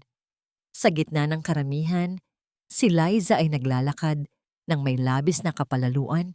Ang kanyang bestidong yari sa gintong tela ay kumikinang sa bawat paggalaw niya. Ang kanyang tawa ay pumapailan lang sa hangin, isang tunog na puno ng pagyayabang habang ipinagmamalaki sa mga panauhin ang nalalapit na alyansa ng pamilya Ramos sa makapangyarihang pamilya Montemayor. Alam niyo naman ang aking anak na si Marco, napakagaling sa negosyo. Kaya naman hindi kataka-taka na ang mga Montemayor mismo ang humanap sa amin. Ang sambit ni Liza sa isang grupo ng mga kababaihan, ang kanyang mga mata ay naniningkit sa tuwa habang hinahaplos ang kanyang mga alahas. At itong si Stella, siya ang magiging mukha ng aming bagong proyekto. Napakaganda at napakatalino, hindi gaya ng ibang mga taong palamunin lamang. Sa tabi niya, si Marco ay abala sa pakikipagkamay sa mga maimpluwensyang tao. Ang bawat kilos niya ay puno ng kayabangan Ang kanyang dibdib ay nakaumbok, na tila ba siya na ang hari ng buong lungsod. Nakakapit sa kanyang braso si Stella, na ang bawat tingin ay puno ng mapang-aping kislap habang suot ang pulang kwintas na ninakaw nila mula kay Maria Elena. Ang kwintas na yon, na dapat ay simbolo ng isang banal na alaala, ay naging palamuti na lamang ng isang ahas na kasalukuyang nagpapakasaya sa dusa ng iba. Sa gitna ng katuwaan, isang matandang katulong ang hindi sinasadyang nakatabig sa baso ng alak ni Liza dahil sa panginginig ng mga kamay. Si Manang Cora iyon, ang matandang nagpakita ng kabutihan kay Maria, na ngayon ay pilit na pinagtatrabaho ni Liza para lamang hiyain. Ang pulang likido ay dahan-dahang gumapang sa puting alpombra, isang mantsang tila sumasagisag sa dumi sa kalooban ng pamilya Ramos. Ano ba? Napakatanda mo na nga. Wala ka pang pakinabang. Ang boses ni Liza ay naging matalim at puno ng puot. Sa isang mabilis na pagkilos, ang kanyang palad ay lumapat sa pisngi ni Manang Cora. Isang sampal na sapat na upang mapayuko ang matanda sa kahihiyan sa harap ng maraming tao. Kung hindi dahil sa awa ko, baka namamalimos ka na rin sa kalsada gaya ng babaeng iyon. Sa sandaling iyon, ang malakas na musika sa bulwagan ay biglang nagbago tungo sa isang seryoso at marangal na himig. Ang bawat usapan ay tila naputol at ang bawat mata ay lumingon sa itaas ng malaking hagdanan. Ang Master of Ceremonies ay tumayo ng matuwid at ang kanyang boses ay yumanig sa buong silid. Ladies and gentlemen, it is our distinct honor to welcome the President of Montemayor Group, Mr. Diego Montemayor, together with the rightful heiress of the Montemayor legacy. Dahan-dahang bumukas ang malalaking pintong gawa sa mahogany na tila ba nagbibigay daan sa pagpasok ng katarungan. Ang bawat hakbang ni Diego at Rafael ay nagpatahimik sa buong paligid. Ngunit ang tunay na nakakuha ng atensyon ng lahat ay ang babaeng nasa gitna nila. Isang babaeng nakasuot ng bestidong pula na kasing tingkad ng apoy. Ang kanyang buhok ay maikli at maayos. At ang kanyang mukha ay nagtataglay ng isang awtoridad na tila nagmula sa mga taon ng pagtitiis at muling pagbangon. Si Maria Elena. Ang bawat segundong lumipas ay tila naging isang oras para kay Marco. Ang baso ng kristal na hawak niya ay dahan-dahang nadulas sa kanyang mga daliri hanggang sa ito ay tuluyang mabasag sa sahig.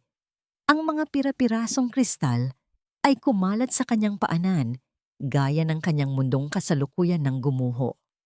Ang kanyang mga labi ay nanginig, ngunit walang salitang lumabas, habang ang kanyang paningin ay nakapako sa babaeng itinuring niyang patay na at wala ng silbi. Si Liza naman ay tila naging isang estatwa ng yelo. Ang kanyang pekeng ngiti ay napalitan ng isang matinding takot na hindi niya maitago. Ang babaeng kakasabi lang niya na isang basurera ay kasalukuyan ng naglalakad patungo sa kanila. Bawat yabag ng sapatos ni Maria sa makintab na sahig ay tila isang hatol ng kamatayan para sa kanilang mga kasinungalingan. Ang diamanteng brooch na hugis trangkwit sa dibdib ni Maria ay nagningning, tila isang mata ng Diyos na nakatingin sa kanilang mga kasalanan. Sa tabi ni Maria, si Attorney Lucas ay nanatiling alerto. Ang kanyang kamay ay nakahanda sa likod ni Maria. Nagbibigay ng tahimik na lakas. Tumingin si Maria ng diretso sa mga mata ni Marco at sa loob ng isang sandali, ang lahat ng takot na naramdaman niya noon ay napalitan ng isang malamig at matalim na pagkamuhi. Paano magagawang huminga ng pamilya Ramos kapag ang babaeng kinuhaan nila ng lahat ay siya na ngayong may hawak ng kanilang kapalaran? At ano ang gagawin ni Stella kapag naramdaman niya ang titig ni Maria na nakapako sa nakaw na kwintas na suot niya? Ang katahimikan sa loob ng malaking bulwagan ay naging kasing bigat ng isang nagbabadyang unos, kung saan ang bawat panauhin ay tila naging mga estatwa habang pinagmamasdan ang bawat hakbang ni Maria Elena.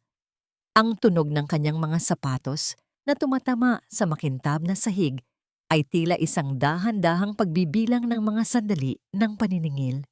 Hindi siya tumingin sa direksyon ni Marco o ni Liza. Sa halip, ang kanyang mga mata ay nanatiling nakatitig sa unahan ng may dignidad na tila isang reynang matagal na nawala at ngayon ay muling nagbabalik upang bawiin ang kanyang trono.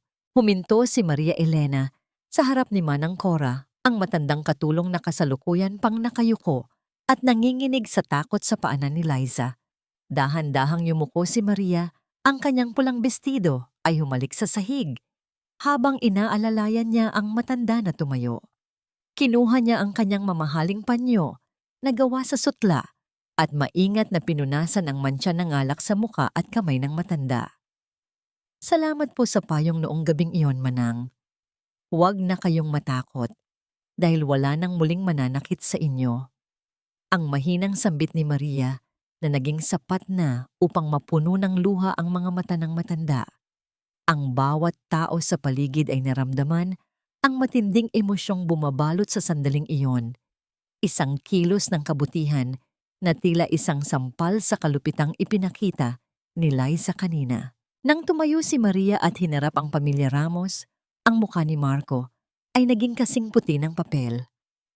Ang lalaking dati ay puno ng kayabangan ay kasalukuyan ng nangangatog.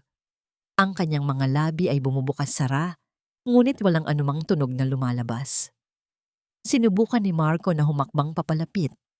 Ang kanyang mga kamay ay dahan-dahang nakaabot na tila ba sinusubukang hawakan ang isang multo. Maria, asawa ko, buhay ka? Patawarin mo ako. I was just confused. Bumalik ka na sa akin, please. Ang nauutal na pagsamo ni Marco, ang kanyang boses ay puno ng kaplastikan at pagnanasang makuha muli, ang babaeng ngayon ay alam niyang may hawak ng yaman at kapangyarihan. Bago pa man makalapit si Marco, humarang si Diego sa kanyang harapan. Ang matikas na tindig ng panganay na Montemayor ay tila isang pader na hindi kayang tibagin. Kasabay nito, iniabot ni Attorney Lucas ang isang makapal na folder kay Maria Elena. Tumingin si Maria nang diretso sa mga mata ni Marco. Isang titig na wala ng bakas ng pag-ibig, kundi isang malamig na katarungan. Hindi ako bumalik para maging asawa mo, Marco. I am here to take back everything you stole from me, from the money for my daughter's surgery to the very dignity you tried to bury in the mud. Ang dahan-dahang bigkas ni Maria, ang bawat salita ay tila isang matalim na patalim na humahati sa hangin. Sa isang mabilis na pagkilos, ibinato ni Maria ang mga folders sa paanan ni Marco at Liza. Ang mga dokumento ay nagkalat sa sahig, naglalaman ng mga ebidensya ng malawakang panlilinlang, pagnanakaw ng ari-arian, at ang mga ilegal na transaksyon na ginawa ni Marco sa likod ng kumpanya. Kasabay nito, ang malalaking screen sa paligid ng bulwagan na dapat ay magpapakita ng tagumpay ng mga Ramos ay biglang nagpalit ng imahe. Lumabas doon ang malinaw na video mula sa kamera ng kanilang tahanan noong gabing itinapon ni na Marco at Liza si Maria at ang naghihingalong si Micaela sa gitna ng bagyo. Ang bawat sampal ni Liza at ang bawat malupit na salita ni Marco ay narinig ng lahat ng mga maimpluwensyang tao sa loob ng silid. Ang bulong-bulungan ng mga panauhin ay naging kasing ingay ng isang nagkakagulong dagat. Si Stella, na suot pa rin ang pulang kwintas ni Maria, ay pilit na nagtago sa likod ni Marco, ngunit ang kanyang mga mata ay nananatiling nakapako sa titig ni Maria na tila ba isang sumpa. Ang kahihiyan ay tila isang mainit na apoy na tumutupok sa balat ni Liza habang nakikita niya ang kanyang reputasyon na gumuho sa loob lamang ng ilang minuto. Ang diamanteng brooch sa dibdib ni Maria ay nagningning sa ilalim ng mga ilaw, tila isang saksi sa pagtatapos ng paghahari ng mga Ramos. Sa labas ng bulwagan, ang mga asul at pulang ilaw mula sa mga sasakyan ng awtoridad ay nagsimulang rumehistro sa malalaking bintana na tila mga aninong malapit ng sumakop sa bawat sulok ng silid. Tumingin si Maria Elena kay Lucas at sa gitna ng kaguluhang iyon, Nahanap niya ang kapayapaang matagal na niyang hinahanap. Paano tatanggapin ng pamilya Ramos ang katotohanang ang kanilang pinakamalaking pagkakamali ay ang isiping wala ng lakas ang babaeng kanilang sinira? At sa pagpasok ng mga alagad ng batas, ano ang huling salitang sasabihin ni Maria sa lalaking kumuha ng 6 na taon ng kanyang buhay bago ito tuluyang ilayo ng katarungan? Ang bulwagan na kanina lamang ay puno ng huwad na ningning ay biglang nabalot ng isang kakaibang tensyon nang ang mga asul at pulang liwanag mula sa labas ay nagsimulang gumapang sa mga pader na gawa sa kristal. Ang bawat panauhin ay napaatras nang ang mga alagad ng batas ay pumasok sa silid. Ang kanilang bawat hakbang ay nagtataglay ng bigat ng katarungang matagal na ipinagkait.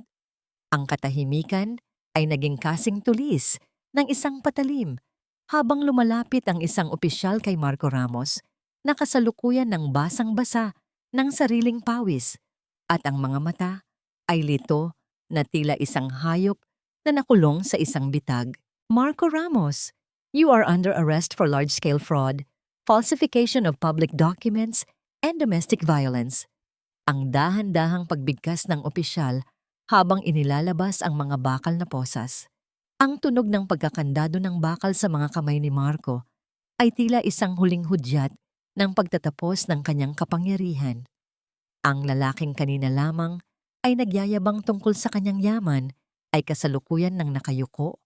Ang kanyang marangyang polo ay gusot-gusot na tila ang kanyang sariling pagkatao. Sa gitna ng kaguluhan, sinubukan ni Stella na dahan-dahang umatras patungo sa pintuan, pilit na itinatago ang kanyang muka sa likod ng kanyang mga kamay. Ngunit bago pa man siya makalayo, humarang ang isa pang opisyal sa kanyang harapan. Hindi ka rin makakaalis, Stella. You are being charged as an accomplice to fraud and theft of family heirlooms. Sa takot ni Stella, bigla niyang itinuro si Marco. Ang kanyang boses ay naging matinis at puno ng pagtatraidor. Si Marco ang nag-utos sa akin. I didn't do anything wrong. Siya ang kumuha ng kwintas at binigay sa akin para gamitin sa panloloko sa mga Montemayor. Ang bawat salita ni Stella ay tila mga huling pako sa krus na kasalukuyang pinapasan ni Marco. Ngunit ang pinakamasakit na bahagi ng gabing iyon ay ang eksena ni Liza. Ang babaeng dati ay tila isang reyna ng kaplastikan ay kasalukuyan ng nakaluhod sa paanan ni Maria Elena. Ang kanyang mga mamahaling alahas ay nagkakalat sa sahig habang pilit niyang binabagtas ang putika ng kanyang sariling kahihiyan. Ang kanyang mga kamay ay mahigpit na nakakapit sa laylayan ng pulang bestido ni Maria. Ang kanyang mukha ay puno ng uhog at luha habang ginagamit ang kanyang huling sandata. Ang huwad na utang na loob. Maria, Diyos ko, Maria Elena, huwag mong gawin ito sa amin. Utang na loob mo sa amin ang buhay mo. Kung hindi dahil sa amin, namatay ka na sa kalsada 6 na taon na ang nakalilipas. Ang boses ni Liza ay puno ng pait at desperasyon, tila isang sirang plaka na pilit na inuulit ang isang kasinungalingang siya na lamang ang naniniwala. Kami ang nagpakain sa'yo. Kami ang nagbigay sa'yo ng tahanan. Wala kang awa sa matandang tulad ko. Tumingin si Maria Elena sa ibaba. Sa babaeng dati ay kinatatakutan niya ng higit sa kamatayan. Ang titig ni Maria ay hindi puno ng galit, kundi ng isang matinding pagkamuhi na hinaluan ng awa para sa isang kaluluwang tuluyan ng nilamon ng kasamaan. Dahan-dahang binawi ni Maria ang kanyang damit mula sa maruming pagkakahawak ni Liza. Ang kanyang boses ay naging malamig at matatag, tila isang hatol mula sa langit. Ang Diyos na madalas ninyong tawagin ang siyang naniningil sa inyo ngayon, Liza. Hindi ako ang sumisira sa inyo. Ang sarili ninyong kasakiman ang siyang nagdala sa inyo sa kinalalagyan ninyo. Sa huling pagkakataon, binalingan ni Maria si Marco habang ito ay hinihila na palabas ng mga pulis. Ang bawat gabing ginutom mo kami ni Micaela, ang bawat sampal na tinanggap ko para protektahan ang anak ko, lahat yon ay binabayaran mo na ngayon. Ang huling sulyap ni Maria ay tila isang formal na paglilibing sa kanyang nakaraan. Nang tuluyang mailabas ang mga ramos sa bulwagan, ang mga panauhin ay nagsimulang magbulungan. Ang kanilang mga titig na dati ay puno ng papuri para sa mga ramos ay napalitan ng pandidiri. Nanatili si Maria Elena na nakatayo nang matuwid sa gitna ng silid. Ang diamanteng brooch sa kanyang dibdib ay sumasalamin sa mga ilaw ng katarungan. Ang bigat na 6 na taon niyang dinala sa kanyang mga balikat ay tila unti-unting lumilipad sa hangin, pinapalitan ng isang uri ng kapayapaang hindi niya akalaing mararanasan pa niya muli. Lumingon si Maria kay Diego, Rafael at Lucas. Ang bawat isa sa kanila ay may ngiti ng pagmamalaki sa kanilang mga labi. Habang ang gabi ay dahan-dahang naglalakbay patungo sa madaling araw, naramdaman ni Maria ang isang bagong uri ng hininga sa kanyang baga. Ang laban ay tapos na. Ang mga kaaway ay naglaho na sa dilim. Ngunit sa likod ng kanyang tagumpay, mayroon pa ring isang katanungan na pilit na kumakatok sa kanyang puso. Paano niya itatayo ang isang bukas na wala ng bakas ng pait at sapat na nga ba ang pagkakabilanggo ng mga ramos upang tuluyang humilom ang mga sugat sa kanyang kaluluwa? Ang liwanag ng umaga ay dahan-dahang gumagapang sa puting seda ng suot ni Maria Elena na tila ba isang pagbabasbas mula sa langit para sa kanyang muling pagsilang. Nakaupo siya sa loob ng isang malamig at payapang silid-dalaw sa loob ng kulungan. Ang kanyang anyo ay tila isang anghel na napadpad sa gitna ng kadiliman.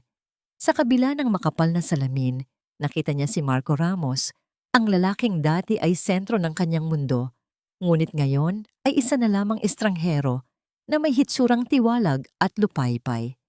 Ang marangyang buhay na dati nitong ipinagmamalaki ay naglaho na, pinalitan ng isang kulay kahel na uniforme na tila ba isang simbolo ng kanyang mga huling araw ng kalayaan. Nang iangat ni Marco ang kanyang nanginginig na kamay patungo sa salamin, nakita ni Maria ang matinding desperasyon sa mga mata nito. Maria, please, pagsabihan mo ang mga kuya mo, iurong niyo ang mga kaso. Gagawin ko ang lahat, babalik ako sa'yo. Magiging mabuting ama ako kay Mika. Ang pagsamo ni Marco, ang kanyang tinig ay gumaralgal at puno ng kaplastikan na kahit sa huling sandali ay pilit pa rin ginagamit. Hindi mo ba naisip ang anak natin? Kailangan niya ng ama, Maria. Please don't do this to me. Tinitigan ni Maria Elena ang lalaking nasa harap niya nang may isang uri ng katahimikang tila nagmumula sa kailaliman ng isang payapang dagat. Wala na ang galit na dati ay sumasakal sa kanyang hininga. Wala na rin ang sakit na dati ay nagpapaluha sa kanya gabi-gabi. Ang natira na lamang ay isang malalim na kawalan ng pakiramdam. Isang indikasyon na ang sugat sa kanyang puso ay tuluyan na ngang naghilom sa pamamagitan ng katotohanan. Ang Marco na minahal ko ay matagal nang namatay, Marco. Namatay siya noong gabing mas pinili mong panoorin kaming mamatay sa ulan kaysa tulungan ang sarili mong anak. Ang dahan-dahang sagot ni Maria. Ang kanyang boses ay matatag at walang bahid ng pag-aalinlangan. Micaela is doing fine. She is surrounded by people who truly love her. People who would never trade her life for a luxury bag. Hindi ka na niya kailangan dahil kailanman ay hindi ka naging isang tunay na ama sa kanya. Dahan-dahang tumayo si Maria Elena. Ang bawat pagkilos niya ay puno ng dignidad at kapayapaan. Pinanood niya si Marco na magsisigaw at umiyak habang pinupukpok ang salamin sa gitna ng kanyang sariling pagsisisi. Ngunit ang lahat ng yon ay tila mga anino na lamang na hindi na kayang abutin ang liwanag ni Maria. Sa kanyang pagtalikod, naramdaman ni Maria ang huling piraso ng kadenang 6 na taon niyang dinala na tuluyan ng naputol at nahulog sa lupa. Nang lumabas si Maria sa tarangkahan ng kulungan, ang hangin ay sariwa at ang sikat ng araw ay humalik sa kanyang balat na tila isang mainit na yakap. Sa tabi ng kanyang sasakyan, nakita niya si Attorney Lucas na nakasandal at naghihintay.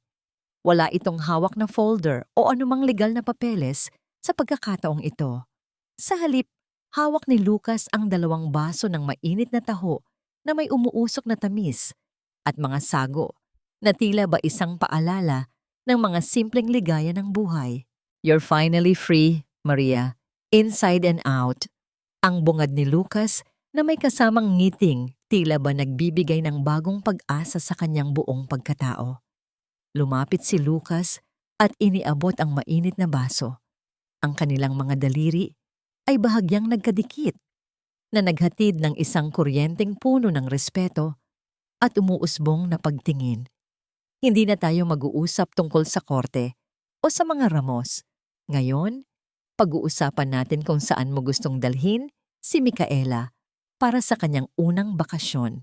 Napangiti si Maria Elena. Isang ngiting umabot sa kanyang mga mata at nagbigay ng ningning na matagal nang nawala. Sa bawat higop niya ng mainit na taho, naramdaman niya ang init na dumadaloy sa kanyang puso. Isang init na hindi nagmumula sa galit, kundi sa pasasalamat. Tumingin siya kay Lucas at sa gitna ng katahimikang yon, nalaman niyang hindi na niya kailangan pang tumingin sa likod. Ang landas sa kanyang harapan ay malinaw na, puno ng mga bulaklak ng pag-asa at ang pangako ng isang pag-ibig na hindi na kailanman sasaktan ng kanyang kaluluwa. Ngunit sa gitna ng kanyang kaligayahan, isang munting alaala ang biglang pumasok sa kanyang isipan. Ang katarungan ay nakamit na, ang mga kaaway ay nasa likod na ng mga rehas, ngunit handa na nga ba ang kanyang puso na tuluyang buksan ang pintuan para sa isang bagong pag-ibig? At sa pagdating ng bukas, sapat na ba ang mga ngiti ni Lucas upang tuluyang mabura ang bawat pait na naging bahagi ng kanyang pagkatao sa loob ng 6 na mahabang taon? Lumipas ang 3 taon na tila isang dahan-dahang pag-agos ng ilog patungo sa isang payapang dagat. Sa malawak na hardin ng mansyon ng mga Montemayor, ang bawat halaman ay namumukadkad sa ilalim ng gintong sikat ng araw, na tila ba nakikigalak sa panibagong buhay na nananahan sa loob ng tahanang ito. Ang halimuyak ng mga sariwang rosas at dama de noche ay humahalo sa sariwang hangin, na nagbibigay ng isang uri ng katahimikang hindi kailanman naramdaman ni Maria Elena noong siya ay nakakulong pa sa anino ng pamilya, Ramos.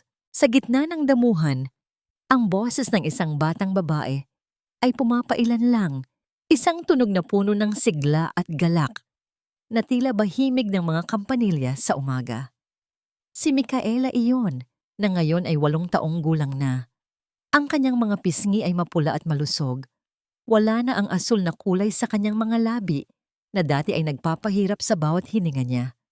Kasalukuyan siyang hinahabol ni Kuya Diego, ang lalaking dati ay kinatatakutan ng lahat dahil sa kanyang lamig.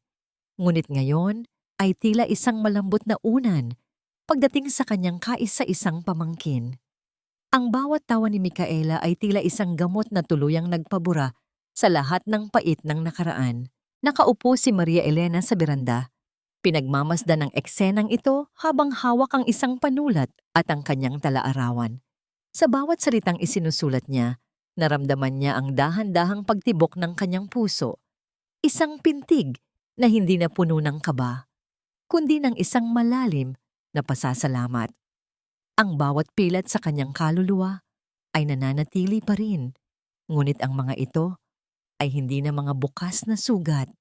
Sila ay naging mga marka ng kanyang katatagan, mga paalala na ang isang babae ay kayang bumangon mula sa putikan at muling magsuot ng korona ng dangal. Naramdaman ni Maria ang isang marahang pagdampi ng tela sa kanyang mga balikat. Pumasok sa kanyang paningin si Lucas na may dalang isang manipis na shawl upang protektahan siya sa dahan-dahang paglamig ng hangin. Lumapit ang lalaki at tumayo sa kanyang likuran.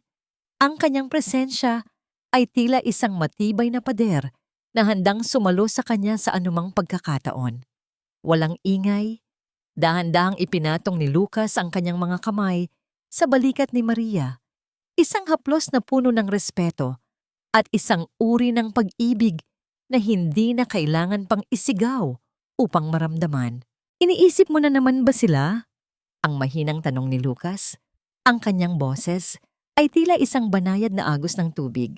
Tumingin si Maria sa malayo, kung saan ang araw ay dahan-dahan nang nagtatago sa likod ng mga bundok. Hindi na ang kanilang mukha ang nakikita ko, Lucas. Ang nakikita ko na lang ay ang katarungang ibinigay ng tadhana. Tinatanong ko ang sarili ko kung napatawad ko na ba sila. Huminto siya ng sandali at huminga ng malalim. Hindi ko mapapatawad ang mga krimeng ginawa nila, ngunit pinatawad ko na ang sarili ko. Pinatawad ko ang sarili ko sa pagiging mahina noon dahil ang kahinaang iyon ang nagturo sa akin kung paano maging ganito katapang ngayon. Wala na silang kapangyarihan sa puso ko. Hinawakan ni Lucas ang kamay ni Maria at dahan-dahang iniharap ang babae sa kanya. Sa ilalim ng kulay ube at gintong langit, nagtagpo ang kanilang mga mata. Isang dahan-dahang pagyuko ang ginawa ni Lucas hanggang sa ang kanyang noo ay sumandal sa noo ni Maria. Isang sandali ng matinding pag-uunawaan na higit pa sa anumang halik. You deserve this peace, Maria, you and Micaela. At pangako, hanggat ako ang nasa tabi mo, ang tanging bagyong haharapin mo ay ang bagyo ng pagmamahal na ibibigay ko sa inyo araw-araw. Isang munting kilig ang gumapang sa dibdib ni Maria, isang damdaming tila isang usbong na muling nabuhay pagkatapos ng mahabang taglamig. Napangiti siya at dahan-dahang isinandal ang kanyang ulo sa dibdib ni Lucas, pinapakinggan ang matatag at tapat na tibok ng puso ng lalaki. Sa sandaling iyon, ang lahat ng bulyaw ni Liza, ang lahat ng pagtataksil ni Marco, at ang lahat ng hapdi ng ulan ay tuluyan ng naglaho. Napalitan ng init ng isang tunay na tahanan. Ang kwento ni Maria Elena Montemayor ay hindi lamang isang kwento ng paghihiganti. Ito ay isang paalala para sa bawat babaeng kasalukuyang nakayuko sa gitna ng unos, na ang katarungan ay maaring matagal dumating, ngunit hinding-hindi ito nagbubulag-bulagan. Ang tunay na yaman ay hindi matatagpuan sa mga diamante o sa mga titulo, kundi sa lakas ng loob na bawiin ang sariling dangal at sa kakayahang muling magmahal pagkatapos madurog. Habang ang dilim ay dahan-dahang bumabalot sa mundo, ang mansyon ng mga Montemayor ay nananatiling maliwanag, isang tanglaw ng pag-asa na nagsasabing sa dulo ng bawat mahabang gabi, ang sikat ng araw ay laging handang bumati sa mga pusong natutong lumaban at maghintay.